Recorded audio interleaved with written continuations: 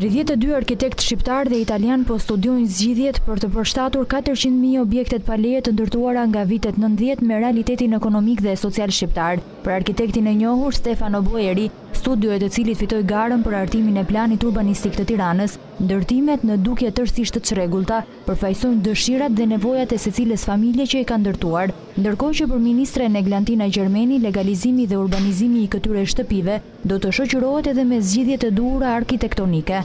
Arkitektura e këtyre ndërtimeve na flet për projektimin e dëshirave të tyre në hapësirë.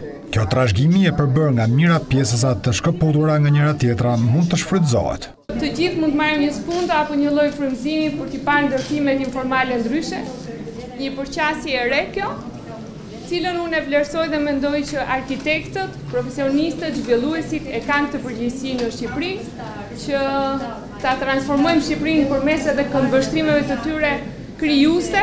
32 arkitektët kërkojnë të çelin një diskutim për të zbuluar potencialin e këtyre strukturave dhe mundësinë e përshtatjes së tyre me mjedisin, ekonominë dhe njerëzit.